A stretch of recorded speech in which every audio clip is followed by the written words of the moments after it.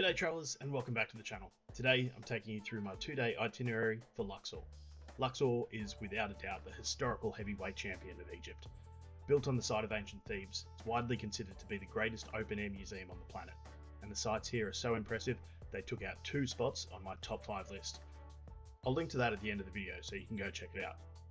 The city of Luxor is literally split down the middle by the Nile River into 2 distinct halves, the East Bank, known to the ancients as the City of the Living, and the West Bank, the City of the Dead. Trying to see everything here can be incredibly overwhelming, so I've put together the perfect 2-day itinerary to help you tackle both sides of the river, beat the worst of the crowds, and manage the intense Egyptian heat.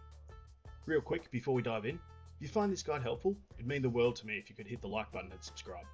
Every single interaction helps me keep making these videos for you. Alright, let's get into it. Day 1 is all about crossing the river to the West Bank. Because the sun sets in the west, ancient Egyptians associated the side of the Nile with the afterlife, reserving it entirely for the royal tombs and massive mortuary temples. Start your morning as early as possible and head straight for the Valley of the Kings. This is where you'll descend into spectacularly painted tombs of pharaohs like Tutankhamun and Ramses II.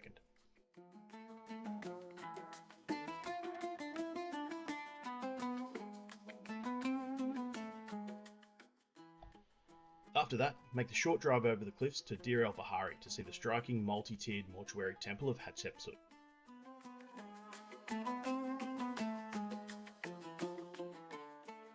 On your way between the major sites, you'll also pull over to see the Colossi of Memnon, 2 massive faceless stone statues that have been guarding the Theban necropolis for over 3 millennia.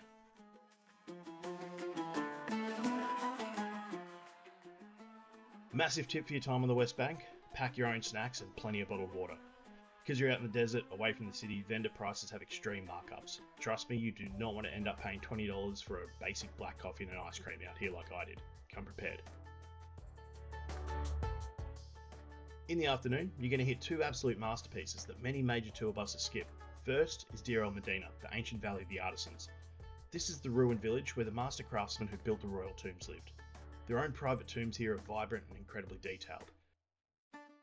Just a quick warning, the stairs are steep and the tomb chambers are incredibly tight, so it gets very hot and stuffy down in them.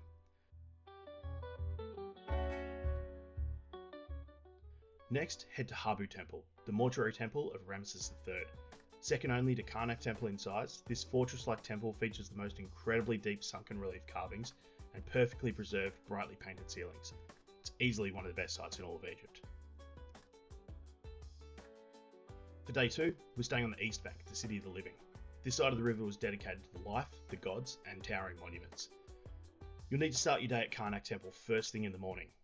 Getting there right as the gates open is crucial to avoiding the massive swarms of tour groups and beating the brutal midday heat. Karnak is the largest religious complex ever constructed, and walking through the great hypostyle hall among 134 towering stone columns is an experience that will make you feel incredibly small. Take your time here, the complex is sprawling.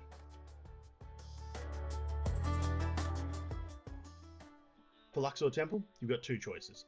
You can go in the late afternoon when the golden hour light hits the statues beautifully, though it will be busy. Or, if you want the place almost to yourself, go right at midday. Most of the tour groups leave to go eat lunch, leaving the temple wonderfully quiet. The trade-off though, is that the midday heat will be absolutely oppressive, so you'll need a hat and a lot of water.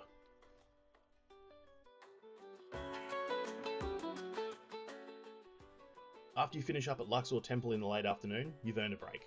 The best way to finish your time in Luxor is by finding a great restaurant or a rooftop bar to watch the sunset over the Nile and the distant West Bank mountains.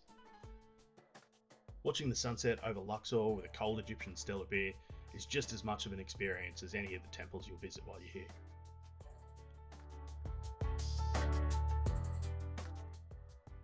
Two days in Luxor is intense, but it's an absolute highlight of any Egyptian adventure. Let me know in the comments which part of Luxor you're most excited to see. And check out the rest of my Egypt series for cinematic tours of all the sites I've mentioned today. Until next time, happy travels.